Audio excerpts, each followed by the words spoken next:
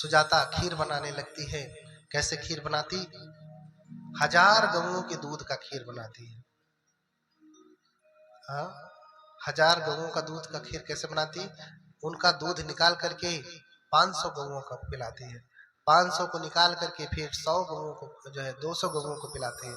200 से 100, 100 से फिर 50, फिर 16 और फिर 8, ये क्रम अपनाती है। 8 गऊओं का जब दूध होता है तो फिर वो खीर बनाती है, वो खीर पकाती है।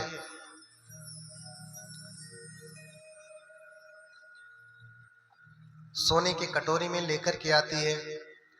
देखिए खीर किसका पका रही है? दूध का।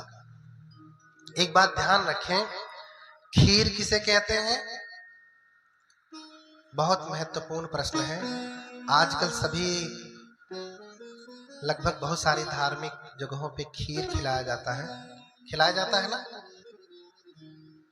चाहे वो बौद्ध की हो या बौद्ध संस्था न भी हो, खीर खिलाया जाता है।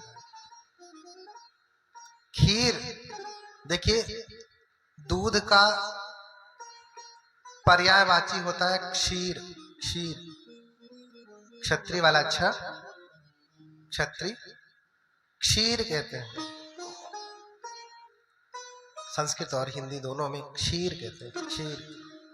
लेकिन पाली में क्ष शब्द नहीं होता है, क्ष अक्षर नहीं होता है। क्या होता है उसकी जगह पे? ख। ख खा से खरगोश वाला खा रहता है।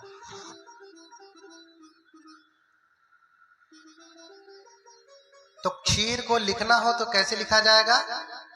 खीर लिखा जाएगा, खीर। समझ रहे ना?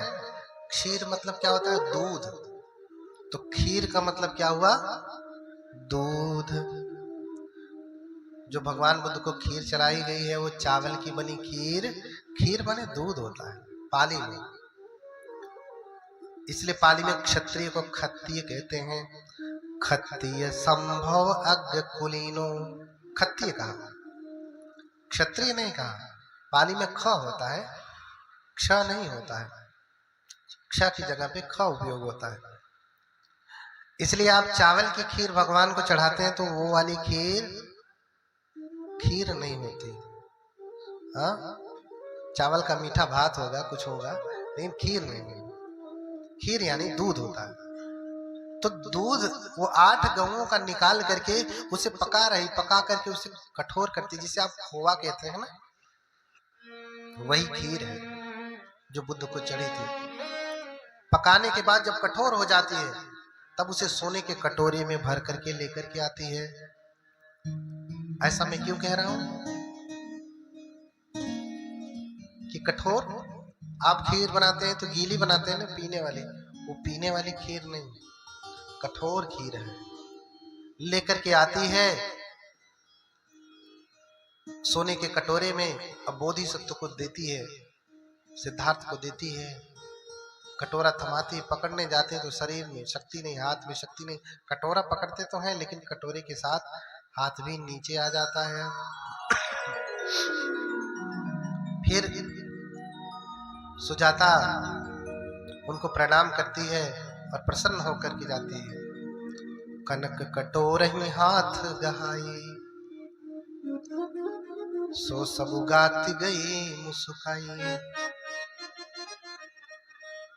सोने के कटोरी में खीर थमा करके प्रसन्न होकर के जाती है कि मेरा मनोरथ पूरा हुआ और मैंने मनौती भी पूरा किया। सिद्धार्थ उस खीर को लेते हैं और उसे 49 कबल बनाते हैं, यानी 49 निवाला बनाते हैं, है ना, ऐसे गोल गोल पिंड। क्योंकि बौद्ध धर्म में सेखिया में ही 75 सेखिया है, उसमें खाने पीने का नियम बड़ा महत्वपूर्ण है। भगवान ने पिंड बना करके खाने के लिए कहा है, गोल गोल करके खाने के लिए कहा, आलोक बना करके खाने के लिए, कबल बना करके खाने के लिए कहा है। हाँ? और कबल को काट करके खाने के लिए नहीं कहा।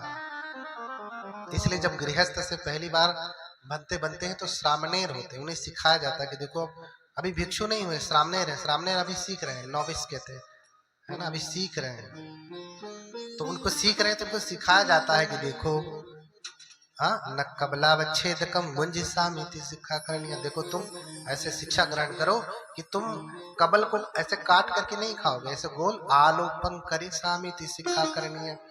गोल गोल बनाऊंगा और उस कबल को जैसे दाल चावल मिलाया या चावल सब्जी मिलाया, अब इतना बड़ा कबल बनाया तो उसको आधा काट करके नहीं खाऊंगा। कुछ लोग उस निवाले को भी आधा काट करके खाते हैं, ये उचित नहीं है, ऐसा खाना नहीं खाना चाहिए।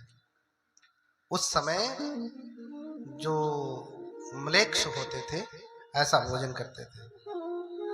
अब भगवान बुद्ध के शासन में तो सभी जाति के लोग, छोटे बड़े ऊंचे नीचे सब आते थे, इसलिए सबको सिखाया जाता था।